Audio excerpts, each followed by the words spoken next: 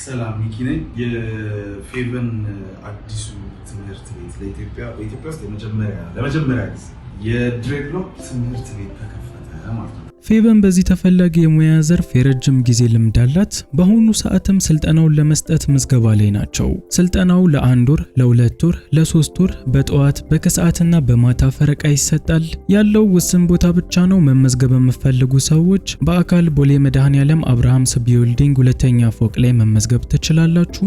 አሊያም ስክሪኑ ላይ በተቀመጠው ስልክ ቁጥር ይደውሉ። ትምህርቱን መውሰድ የምትፈልጉ ልጆች የሳይ 1-2 አለን እንሰማለን። ስራዬን ምን ያህል እንደምወደው ታውቃላችሁ። በጣም ነው ስራዬን የምወደው፣ የምሰራውም ከልቤ ነው። የትኛውን ስራ ካላችሁኝ ሁሉንም። ብሎኬት አምራች ብሆን እንኳን እኔ ዝም ብዬ ራሴ ነው ያዋለሁ። ደስ የሚል ብሎኬት አምራች፣ ሁሌም ደስ በሚል መንገድ የሚሰራ ጸድ ብሎኬት አምራች ነው ሆነው።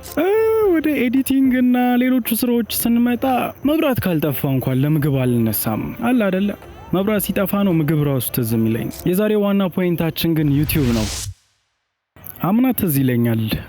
አምና ሩቅ ነው። በቅርብ ወራቶች ውስጥ ራሱ ምንም ብር የማይሰሩ ቪዲዮዎችን ኤዲት እያረኩኝ በጣም ለፍቺ ቪዲዮዎችን ፖስት አደርግ ነበረ። በጊዜው እኮ ገንዘብ የሚሰሩ ቪዲዮዎችን መስራት እችል ነበር፣ ግን እነዛ በጣም ረጃጅም ፊልሞች ስለነበሩ አብዛኛዎቹ የህንዶች ፕሮሰሱን በጣም ወደው ነበር እና በቃ እንደዛ ምንም ገንዘብ እንደማይሰራ እያወቅኩኝ ፖስት አደርግ ነበር እና ሁሉንም ስራዎች እንዲወደናቸው እየሰራን ከርመን ወደ ዩቲዩብ ጋር ስንመጣ ዩቲዩብ አዋርዳችንን ከልክሎን ነበረ። ስሜቱ አሁን እንደምላችሁ ቀላል አልነበረም። በጣም ይደብር ነበር። በጣም አስከፍቶኛል። ብዙ ቀን አስለቅሶኛል። በጣም ከባድ ነበር። አሁን ቁጭ ብዬ እንደማወራው አይነት ቀላል ስሜት አልነበረም የነበረው። ጭራለ አንቺን ያጣው ደጅ እምባነው ከእንግዲህ ወዳጅ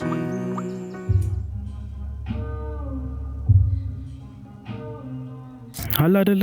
ድብርት ውስጥ ምናምን ከመቆየት እኔም ወዲያውኑ መፍትሄ ይሆናሉ ያልኳቸውን ነገሮች ነበር ማድረግ የጀመርኩት። የመጀመሪያው ለአንቦክሲንግ ታቅዶ የነበረውን ስክሪፕት እንዴትም ብሎ መሰራት ነበረበት ብዬ ወሰንኩኝ። የመጀመሪያው ስክሪፕቱ ከ3 ዓመት በኋላ ፍቅረኛ የመጣች ምናምን የሚል ነበረ። ኮንሰፕቱ ያልተሰራበት ነገር አይገኝም። እኛ የሰራነው ለዩቲዩብ ስለሆነ ሪዋርዳችን እሷ ነች ምናምን ነበር የነበረው እና እሷ ቀረች። እንዴት እናድርገው?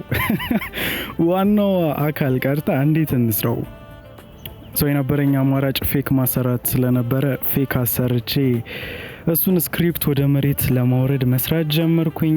በዛ ፕሮሰስ መሀል ዋይን እንጠጣ ነበር ምናምን። ሙሉ ለሙሉ ባረሳውን ብቻ በፕሮሰስ ውስጥ የሆነ ያህል ረድቶኝ ነበር። የመጀመሪያ አማራጭ ወሰድኩት እሱን ነበረ። ሁለተኛው ጂም ነው። ከበፊቱ በላይ በጣም ብዙ ቀናቶችን ጂም ማሳለፍ፣ እሱም በጣም አግዞኛል። ሶስተኛው ቲክቶክ አካውንት መክፈትና እዛ መደበር ነበረ። በደንብ ነበር ይሰራልኝ። በስማም እዛ ያለው የቲክቶክ ህዝብ ማለት ነው የሚፈልገውን ነገር ካሳያችሁት በቃ በደንብ ያዳብራችኋል።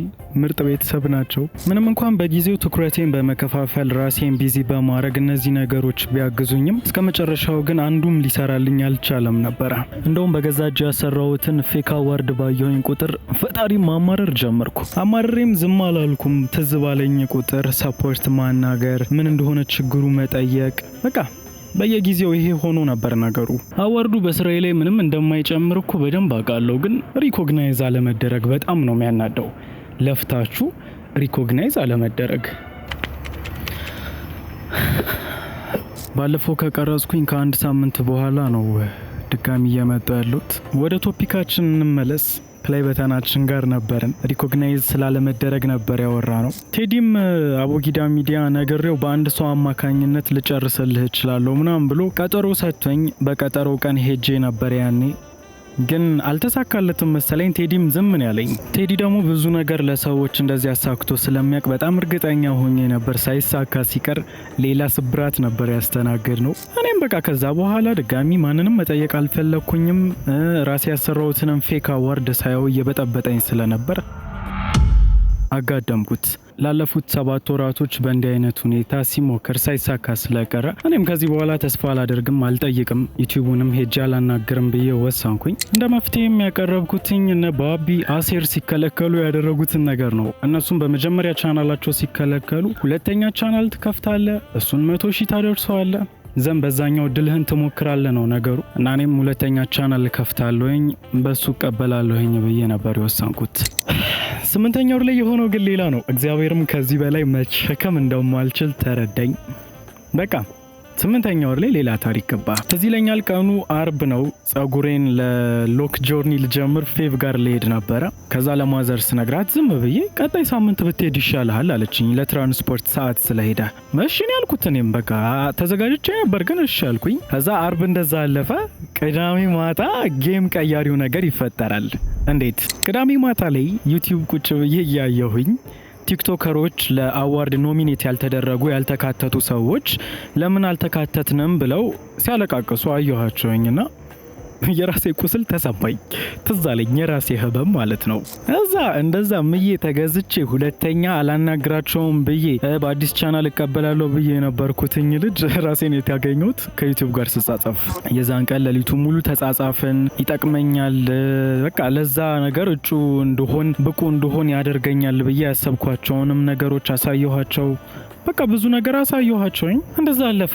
ቅዳሜ ሌሊት በጣም ሊነጋ ሲል አካባቢ ነው የተለያየ ነው። ሲጀመር ሁሌም ከነሱ ጋር ሳወራ ሌሊቱ ሊነጋ ሲል ነው የምንለያየው። ያኔም 9 ተኩል 10 ሰዓት ነው የተኛሁትኝ፣ በደንብ እያዩልኝ ስለነበር ማለት ነው። ቅዳሜ ማታ እንደዚህ አወራን አለፈ። እሁድ ነው። እሁድን እንዴት እንደማሳልፍ ያችኛዋ ቪዲዮ ላይ አይታችኋል። ከሽከሽ የለም ምናምን፣ ብቻ እሁድ ሌላ ዓለም ነው። እንደዛ ነበርኩ። አጋጣሚ ነው ፒሲ ራሱ የከፈትኩት አለ አይደለ፣ ማታ ላይ ምናምን ፊልም ለማየት ካልሆነ እንደሌላ ጊዜ ሳምንቱን ሙሉ እዛ ላይ ቁጭ ብዬ ስለማሳልፍ ወደዛ አልሄድም። አጋጣሚ ፒሲውን ስከፍት ምን ባይጥሩ ምን አይነት ኢሜል ባነብ ነው የሚገርማችሁ ወንድሜ። እኔ ራሴን አላቅም። በቃ በህይወቴ አይምሮ እኮ ማለት ነው ይቀበላል የሆነ ነገር። አንተ ደነዝነ ብሎ ተደጋግሞ ከተነገረ ደነዝ እኮ ላትወጥ ትችላለህ። አምኖ ይቀበላል። ደነዝ አይደለሁም ብትል ወይ የሆነ አስተማሪ መጥቶ አንተ ደነዝ አይደለህም ቢል የመጀመሪያውን አምኖ ስለተቀበለ ይሄኛውን አያምናም። ኮንግራ እያለ አም ሶሪ ብሎ ነው አይምሮ ማለት ነው።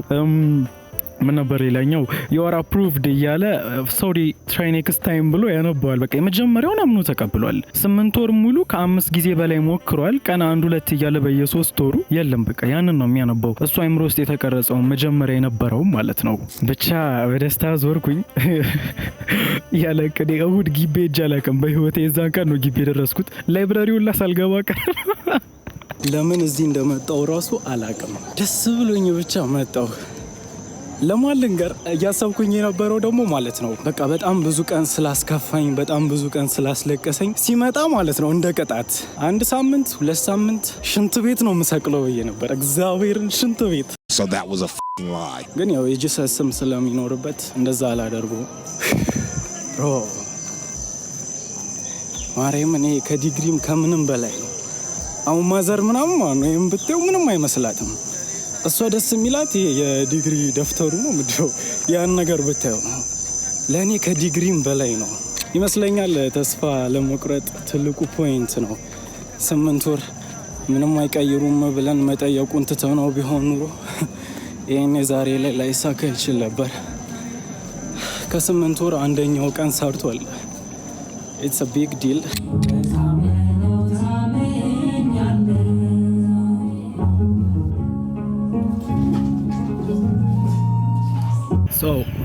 አዋርዳችን መታለች። ነገ ሄደን እንቀበላለን። ወዝ ዘረበሉ ወዝ ምንድነው በዝምታ መዘዝና መደንዘዝ ክፉን አርገነው ትዝታ በደግ ደጉ መፈንጠዝ ዘረምነው ዝምታ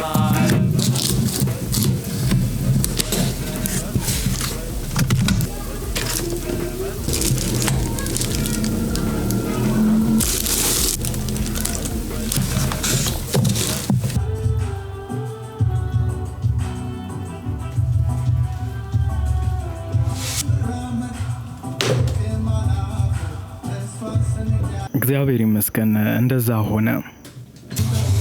ቀኒ ጀመረ እንዳዴ ፈክቶ ባዘነው ፊቴ ሃሃ ሳቅ ተተክቶ ባዘነው ፊቴ ሳቅ ተተክቶ ባዘነው ፊቴ ሃሃ ሳቅ ተተክቶ ወዝወዝ ብለን ወዝ በወዝ ሆነን ነው እኛም ያምርብን የምን ጭንቀት የምን መኮፈስ ፈጣሪ አለልን አለን መላ አይጠፋም መንገድ ብዬ ግን ስላችሁ ያንን መንገድ የመጀመር ግን እኛ ዳ አለብን ኤክስ ነች እንዴ?